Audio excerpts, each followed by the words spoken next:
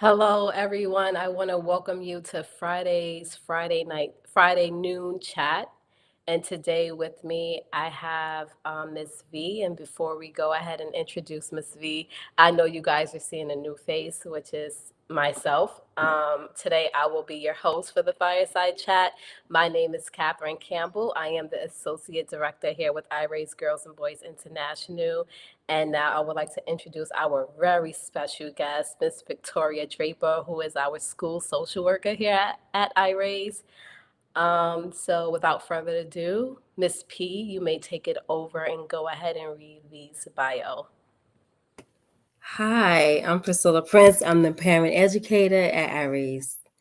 And I want to introduce V by reading her bio. V is a current school social worker at Aries and a former special education teacher currently studying for her doctorate in curriculum and instruction at Fordham University. V's focus is I'm sorry, I apologize. V focus in the MSSW program was clinical mental health with specific interest in trauma, suicide, and forensics. Did I say that correctly? I apologize. V's particular experience as a black queer single parent from Harlem who experiences mental health issues and who has a family history of mental health issues has propelled V to seek and create inclusive trauma informed community spaces for marginalized people and people who experience mental health issues and trauma. Welcome, V. Draper. Thank you, Thank Miss you. P, for that. V, as I'm sitting here and I'm listening to your bio, I'm just like picking up some things that I have not even known about you in terms of your specialties.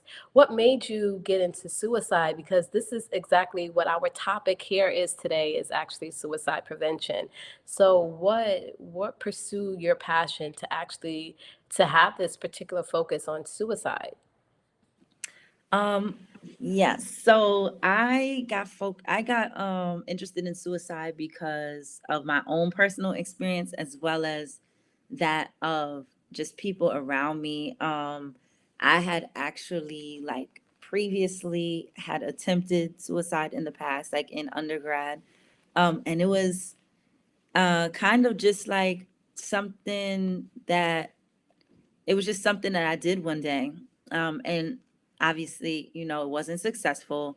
I didn't even, and this is something that we'll talk about today too. It's like different levels of risk and even like wanting to versus having the means to.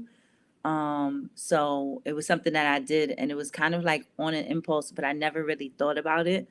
But when I did become older and, responsibilities started piling up and just like a lot of things that I had to deal with in general, I actually had begun to have suicidal thoughts. And so sometimes, I still have those thoughts from time to time. Not that I have like a plan or would do it, but it's just something my mind jumps to that dark place.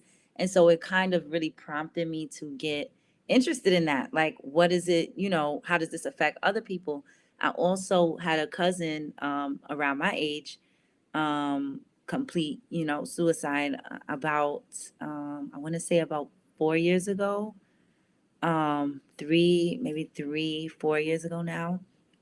And so that also prompted me to really look into it and understand. Like, I've had a couple of friends that have also completed suicide, and I have, tons of people I know that have attempted or just think about it. So it's something that I feel like is more prevalent than it was in the past.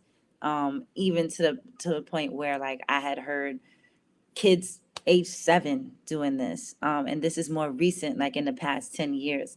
So it's just something I was really interested in finding out, like what are the causes, what are the risks, and how do we address it.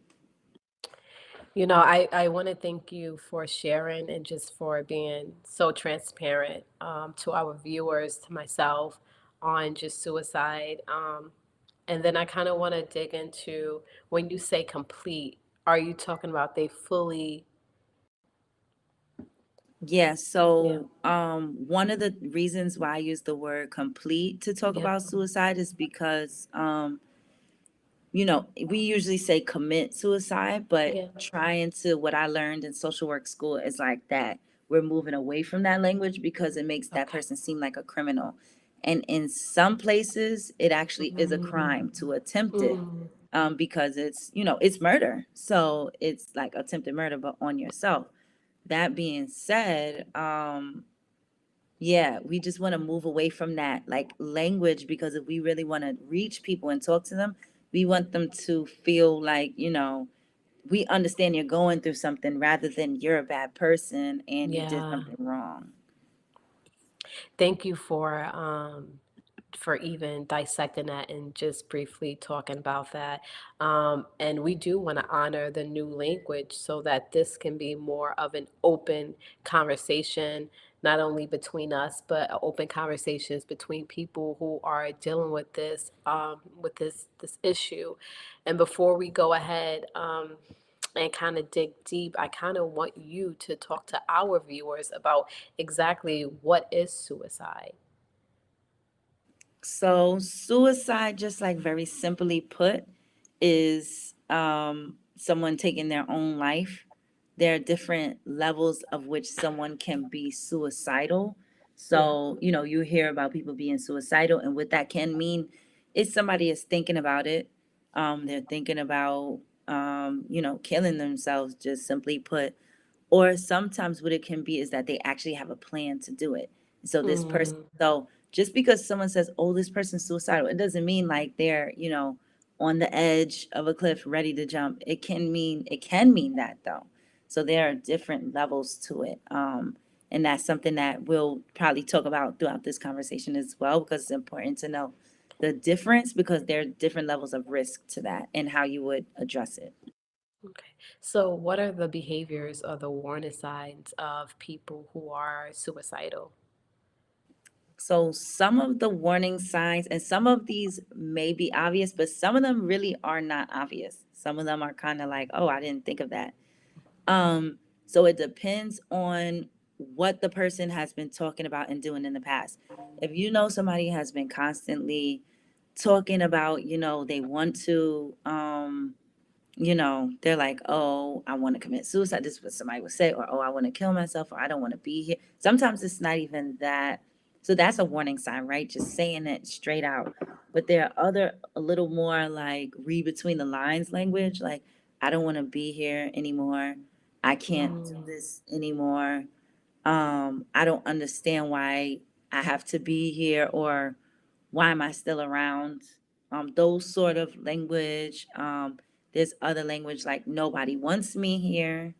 wow. Um, and even just like I want to be in a better place. I want to sleep forever. Yeah. Those sort of things are the language. So that's one warning sign. The next warning sign would be if someone has been talking like that, or has been kind of like down and depressed mood, and then you suddenly see them happy, not a care in the world. It seems like to you, you're like, oh, that's great. But that actually could be a warning sign. That could mean that they've Wow. made peace Wow. with everything and that they're ready to take that next step. So for them, it's almost like, because I know I'm taking that next step to be at peace, my worries are over. So that's why they start expressing this like carefree happiness. Also, sometimes that carefree happiness could be suicidal, risky behaviors. So that could be like, I don't care about my life anymore. So I'm more carefree and happy because now I'm going to do drugs, or I'm going to just be, doing certain things with my health, with my life, whether it's putting my health at risk, putting my life at risk, just certain more risky behaviors. But you have to know also, there's a baseline. So like if the person Yeah. already is carefree, happy, then of course that's not like, oh, they're suicidal because they're happy. No, but if they're one way and they change to that, it could be. Another thing too is with the whole, putting their life at risk. Some people are thrill seekers, right? Like some Hmm. people go bungee jumping and they want to do this, do that. They're always doing something new. They go on, solo trips all the way around the country. But if they're not that type of person and then they start doing certain things, right? That could mean that they're putting their life at risk. Other risk factors too, I mean, other warning signs are giving items away and kind of tying the loop, like tying, kind of like, how do you say, like closing out their affairs. Like if somebody's Yeah. like, it's good to make a will. We all should have a will, right? But like if the person suddenly becomes interested in making a will, or interested in, just saying goodbye to a lot of people, or making things right with people Yeah. that they weren't, though some of these are good signs, but if they're doing this all at once, it could be the final goodbye. Hmm. If they're saying goodbye, if they're over sentimental, and especially the giving away of items that are very important to them. Wow. If they had this doll with them all their life and they always sleep with this doll, and now they want to give it, oh, I just want to give it to you because I know you would care for it. Or I know that it's, it's something that can remind you of me. Those sort of things. It's, again, it's a reading between the lines sort of thing. Wow. That is a warning. But the biggest warning is really most people just say it straight out. And whether it's straight out or read between the lines, you have to listen to it, even if they've done it a million times before. There's a lot of this Hmm. idea, oh, they're crying wolf. With suicide, there's no such thing, because you Wow. never know when that's going to be the final, because sometimes I what you're like doing is that. I, challenging them. You're V, like, oh, you're crying wolf. And then they're like, yeah. okay, I'm going to do it. I like what you just said about crying wolf, because a lot of times, and 9 times out of 10, this is stuff that they talk about with children, right? Children who may say that multiple times, I don't want to be here, I want to kill myself. Children with emotional behaviors may just go ahead and just say it. But if it's something that's frequently said, they might even try to take a risky behavior, like you just stated, like trying to jump out a window. Some people may be like, oh, it's for attention. Some people be like, oh, she or he is not going to do it, or oh, they're just crying wolf. This is something that they've seen 10 times. This is something that they dealt with so many times, and they don't take it serious until one day it's completed, right? So I kind of want to talk a little too about your knowing the normal baseline behaviors. You just stated something that was so relevant and something that was just so simple. How is this person normally acting? Someone that normally, what is their normal baseline behavior? Are they this person that like to take risks? Are they someone that's just calm, or there's someone that's just a little wild? What is their normal baseline behavior, and what is their baseline behavior now? And kind of trying to distinguish the two is really helpful. So I know previously you were stating a little bit about levels to suicide. Can you share with us some of those levels?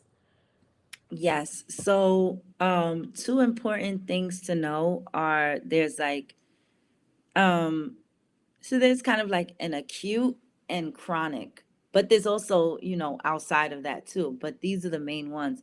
And what I, you know, shared before about my personal, like constantly thinking about it, or it comes up from time to time, that's chronically suicidal. So somebody can be just chronically have those thoughts. And like you said, sometimes kids even talk about it a lot. And, people see chronically suicidal people as the crying wolf type. But Yeah. what it is too is it's about getting to the bottom of it. Sometimes they may not take that action, but that should be, the blessing for all of us. That should be a good thing that they don't, but let's not tempt them. We want to be curious. What is it that's making you feel this way? Because, with both chronic and acute, with suicide in general, it's a means to an end, and an end Mm, of suffering. So it's not about attention or this and the third. Sometimes it's attention, right? But what's so bad about attention? Sometimes you need attention to get your needs met, especially as a child. You need somebody to understand what is that, what is it that you're suffering with. Acute is, so acute suicidal risk is when you're like, it's acute, it's right now. So you ask somebody and they're like, yes, I want to do it right now. I'm thinking about it. I have a plan and wow. I have a gun. Once you hear that somebody has the means to do it, even if you hear somebody has a plan to do it and they might not have the means, because you never know how quick it can be, because they might know where to locate a gun. They might know where to locate, whatever means that they're going to use. So it comes down to that too. It comes Yeah. down with the acute risk is Do they have a plan? Are they wanting to do it right now? You could think about it all the time. And then that's a conversation. If somebody asks me and I'm like, yeah, I think about it from time to time, that is me. Oh, yeah, call 911. Okay, where is that coming from? What is it that you're Mm. suffering with? So that's how you respond and address that. But when it comes, and that's like, someone's crying, well, okay, but why? Why do they want attention? Look at that. But with acute, I'm about to do it right now. I was just calling you to let you know. That's when you need to act. Because the next question is, what is the plan? And do Wow. you have the items, right? Because if somebody says, oh, I'm going to take, whatever pills, right? If they have them, that's a problem. Oh, I'm going to, shoot myself. If they have the gun, if they know where to get it, that's a problem. So the more accessible these things are, and anyone can do it, right?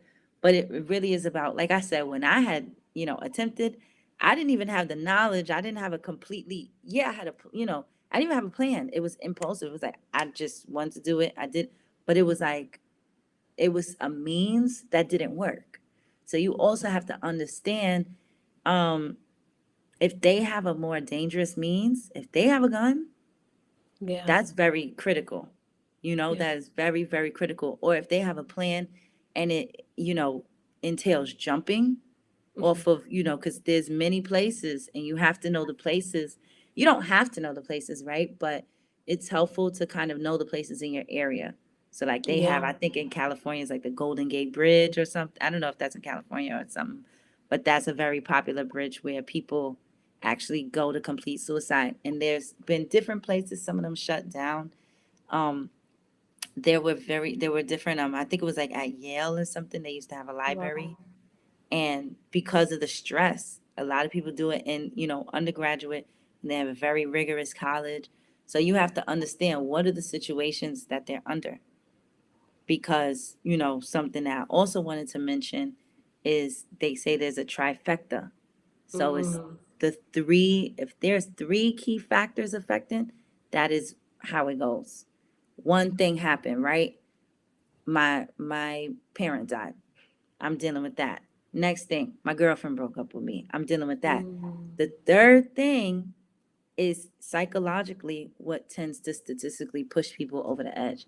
Third thing, and it could be something that's not as certain, but it's like, you know, somebody stole my wallet, right? Like, because you're in high stress, then you're in another. Once you get to that third thing, you're like, all right, it's the thing that literally can make people make that decision. And that's Wow. why I always say it is the worst thing you want to do is to respond to it with you're doing this for attention, or to not respond at all, because that can be the third thing for them. Oh, nobody cares. I wrote it on the internet and everyone's saying just do it, or you're just doing this No for one even commented, right? right. Wow. You said a lot of information, and as you were speaking, I was thinking to myself, I'm like, do you think, and this is just me just asking you a question, do you think that unresolved trauma can be a factor contributing to suicide? I would say absolutely, especially so as we've seen with bullying is a big one, and bullying leads to if bullying is big enough to traumatize you, then that is one of the biggest reasons that people in their life is because they're like, people are literally physically, verbally showing me they don't want me to be here. Wow. Sometimes people have been bullied on the internet and people are telling them, kill yourself. So they're like, all right, I'm going to make everyone happy because why be here if people don't want me around? Bullying truly makes some people believe, right, that nobody wants them around, or that Right. people are going to make their life a living heck, put it that Mm. way. And that, so why continue on if it's just life is going to be hard? The second thing I would say that's really, really, you have to really always be aware of this if you can, because people tend to, this is the hardest thing to know about.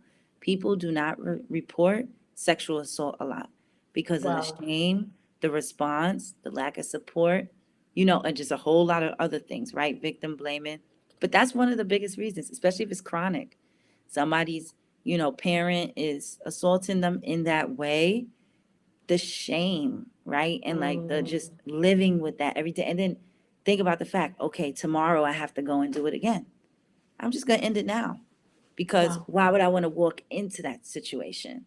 So that chronic sexual assault is really, really a big trauma, or even just the fact that it happened so much and now I can't resolve that within myself. And so, depending on people's beliefs or how they think of it, it can be like this feeling of, shame and uncleanliness, to the point where it's like I can't live like this. Yeah. So yeah, that can be one. And also just like the loss of someone else, the loss Yeah. of a parent, the loss of a child, loss of someone really close. Sometimes people are like, well, I no longer want to be here, you know? Yeah. So, as you were speaking, I was just thinking about you as a mom, right? You are a mom to a young girl. How would you be able as a parent, and these are because we do have parent viewers, how would you be able as a parent to identify um, any type of behaviors when it comes to bullying with your child?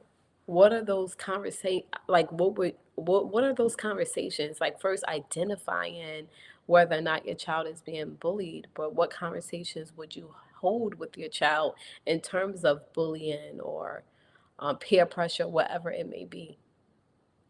So I think with bullying, right, it's so pervasive that it's almost one of those things where it has to actually stop.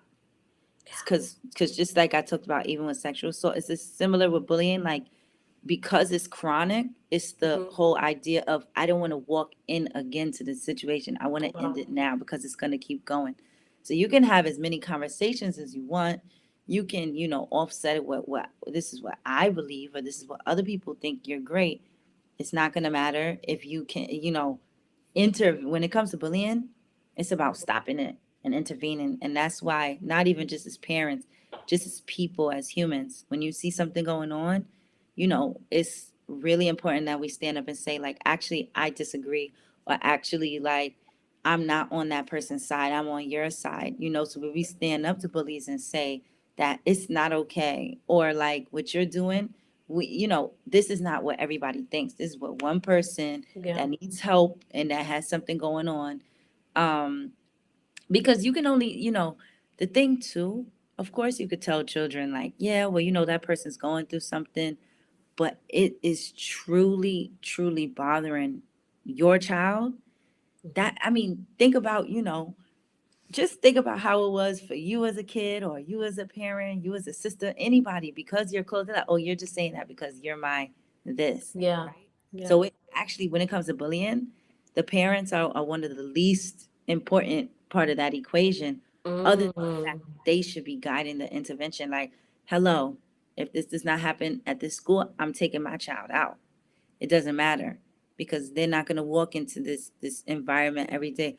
Or, if it's an internet situation, understanding, because that's even worse, because it's hard to You intervene, can't especially control. because, right, and kids, they don't tell you about a lot of things. So I think the most important thing as a parent is being that person, being open, and not being, I guess, the person that your child is fearing to tell anything, like, oh, you're going to get Mm. mad at me. If you're the person that your child can talk to and come to and be a safe space, that's the most important thing, because then what's really important about bullying is not anything other than, first, you have to know that it's occurring. So many Yeah. people, complete suicide, and their parents didn't even know they were getting bullied, Wow. because they were, they're embarrassed, or they don't want to get their, kids their age in trouble. It's like snitching. Yeah. So the school has to be, it's our schools, our communities, is everything. It might not be your child. It might be how you treat somebody else's child. That'll help them. Because a lot of times our kids don't confide in us about stuff like that. Yeah. So that's already, we already have that against us. Yeah. Yeah. So as a social worker in an educational field, and you happen to see a child being bullied, how would you respond to that situation? Okay, so that's a interesting one as a social worker. Because like I said, I used to be a teacher, so it was a little bit different. As a teacher, I think you can actually intervene way more because you work Okay. with all the students and not in like that confidential way. I Hmm. think it's a little bit harder as a social worker because your role is not really to interact with other people outside of who you're seeing. So Okay. in that role as a social worker, it's more about guiding them. Hey, I think you should, maybe report this, or this is how, some advice I have, or just listening and understanding when it's critical or not. So my Okay. role as a social worker is more like the safety net. I'm not going to go out there and be like, "Oh, Bobby, stop telling, Susie that she's ugly or whatever, or pinching her every day." um, or I can't go out there and change the dynamics, Yeah. unless they're all in a group. That's different. I would deal with it differently if it's Yeah. bullying within the group, because then it's social emotional learning. Yeah. But what I would say is because you really can't intervene because it's confidential and it's their choice, it's really about just being super aware, constantly asking them, how's this going? How they feeling? Is it still happening? Because you're the person that they're probably going to end up telling, like, it's too much for me, right? I, Like, I like love this the is where I questions come to you're vent. asking. Yeah. Yeah. So that's about like the only way as a social worker I could truly do something about it is just not doing anything about it, but doing about anything about the outcome. Like if they're like, I want to end it, that's when I can kind of intervene because then it's a crisis. Other than that, it's just like listening and kind of helping them to advocate for themselves. Like, okay, well, what could you do next time? Or could you avoid the situation? Could you speak up and kind of going through those, confidence building and self advocacy? I love all of the questions that you are asking. Like, how does it make you feel, right? What can you do in that situation? Giving them the opportunity to think on it and to say, let me see what else I can do, you know? So I love these questions that you are asking. And I think, I believe that as you, as a social worker, and other social workers play a vital, vital role with knowing the triggers, assessing the triggers, and really trying to be there for that child or for that person in that time of need. So I think it's great. I do want to open the floor for any questions that Miss P may have. We have our VIP guest. I know the conversation is getting good, and I know we are going a little above time, but Miss P, do you have any questions for V on suicide? I most definitely do. V, you were saying that with the bullying in the schools and stuff that's going on, right? What are some things we can equip the teachers with, or Mm, even the parents? Because parents tend to play that down, or not take it seriously. But I remember when I was getting bullied, and I always was the type that held in my emotions, but I could not stop crying one day. I was like, this is gonna be it. Either I'm gonna hurt somebody or I'm gonna hurt myself. So what are some things we can equip the parents and the teachers with? What are, within the classrooms? Um, I think when it comes to parents and like kind of in a way, sorry, I'm in a school, but in the way you're talking about, because I think a lot of parents see it as like, oh, you got to toughen up. It's yeah, almost like a life lesson, right? But I think giving them the statistics, I mean, most school shootings start with, a lot of school shootings are because, oh, the person got bullied. A lot of, suicide, the person got bullied. So there's an outcome to that. Like you might think, oh, you could just tough it out. But what if they don't? Then what? mm, Because then we're all going to be sorry, So it's not about, oh, well, you got to be tough. That's cool, but that's an idea. In reality, if they can't be tough in the way that you think they can be tough, right? There can be a bad outcome. But also just the idea of like being tough, like I think if they're in that mindset, you kind of have to give them the cold hard facts of what can happen if they don't kind of acknowledge it. Because sometimes too, people are looking for acknowledgement. They're like, hey, I'm hurting, I want yeah, somebody to hear me. But I think with teachers, it has a lot to do with it has to do with classroom management. I think understanding who and how. right? Because I've seen situations where the bully is the person who is getting away with it, and then when the one time when the person speaks out, they get in trouble. So we have Mhm. to know how to address a situation in which we're really looking at the whole picture. Just because somebody's doing it sneaky doesn't mean it's not happening. So really listening to people, trusting people, and honestly, peer mediation is very helpful. So I think schools that tend to have those peer mediation or even mediations that are done by a teacher or something, they work. Kids, I'm telling you, you think snitching is a problem. Soon as it comes down to that, they are ready because they have issues, and they want it to be resolved. So they tell. They're like, I'm going to tell this person. And they really have a mediation. And it really in a certain extent, to a certain extent, it has to work, right? Because once you get two people in an outside party, you can't do all the stuff you've been doing. This person might be intimidated, but this teacher is not.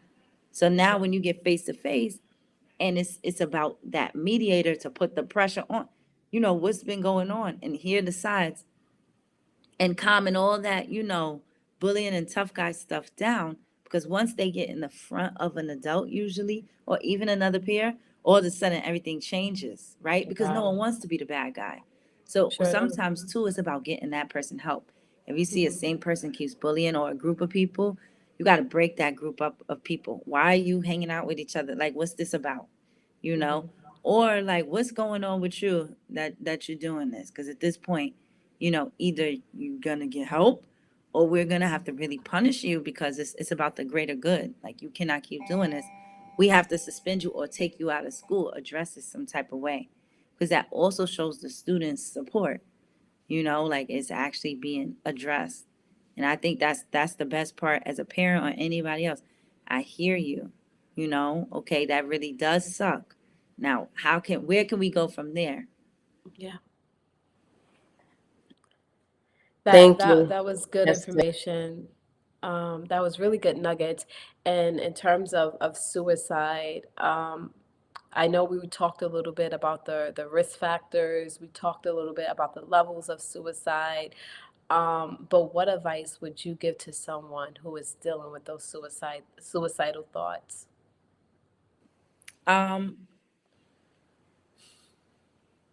I think me personally, what I would say is I wouldn't give advice, but I would encourage people to be that person for their people. Because me, I'm just a person out there, right? Like, I don't know that person. So when they're like, everybody hates me, and then I say something like, generic, oh, well, everyone's unique, and I think just keep pushing. No, they want to hear that from the people who they're telling it to, or who they feel don't want them around. And so Wow. I think, like, I just encourage people to actually be kind, even if they think, oh, this is so annoying, this person is, you got to figure out what inside yourself makes you feel that way. Maybe you know, maybe that's not really your friend, but choose kind. Like, how can I make somebody feel appreciated? So even if it's just like a hug, hugs work. You ever hug somebody and they start crying, or somebody hug you and they start crying? Hmm. Sometimes they're not gonna ask for that hug, but if they're saying this, then the third, and you don't even respond, you just hug them, what Yeah. happens? They're gonna slump right in your arms because they finally feel protected, cared about. Or even you do something special for somebody, write a little, card like about how amazing they are, or remind them something, right? Do something fun with them. Hey, I bought us tickets to go here. Just something to show them like life, like remember when we had good times, and like remember that I'm still your friend and I love you. Like those things are so helpful. Just having somebody say, hey, like you and me, like, we're in this together, and actually, like, and not because, people tend to say, I would be so sad if you died, or this and third.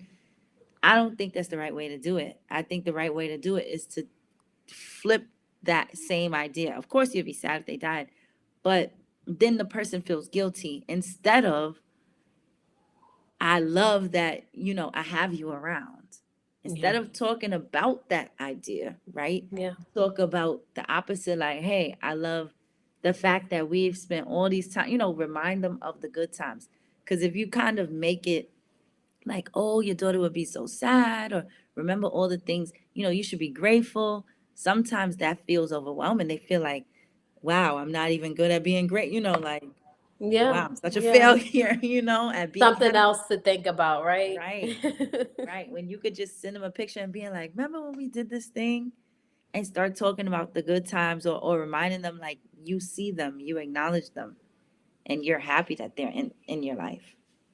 I love that. That's great. I want to thank you again for your advice. I want to thank you for getting on this live with us, this fireside It's chat, giving us your good. nuggets, tapping into your level of expertise because you just downloaded so much, Even for so the much classroom, information. right? Like the We classroom need to do a management part. workshop. We have to. Yeah, yeah. We have to.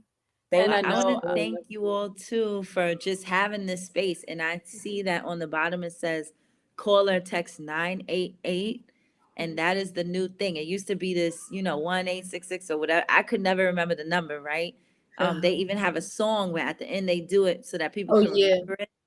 Mhm. But this number is brand new and it works wherever. If you're in the US, 988 is the new, it's like mental health 911. Think of it that way. right, So it's right. 988. And that's Love something that if it. you're going through a crisis or if you're having suicidal thoughts, that's the word I would say. If somebody's, feeling that way and it's acute, Mhm. it's serious, It's call serious. that number, or use the chat, which is Mhm. 988lifeline.org.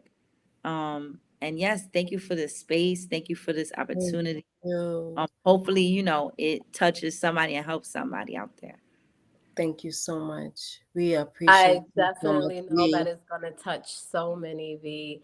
And I know September was Suicide Prevention Month. And this is why we were having this live so that we can talk about suicide and we can make this a norm, not something that is an embarrassment to talk about, but we want to make it a open.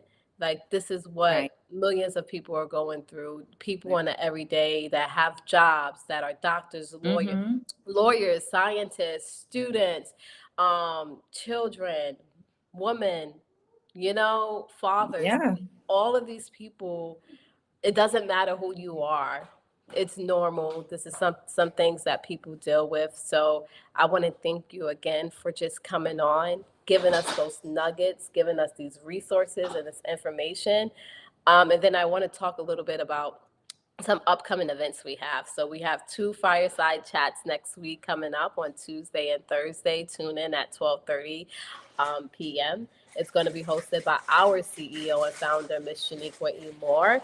And then on Thursday, we actually have a mental wellness forum, October 6, 2022 at 4 p.m. And our youth are going to be talking about their own mental health and really just opening up about mental health, about back to school and how they feel.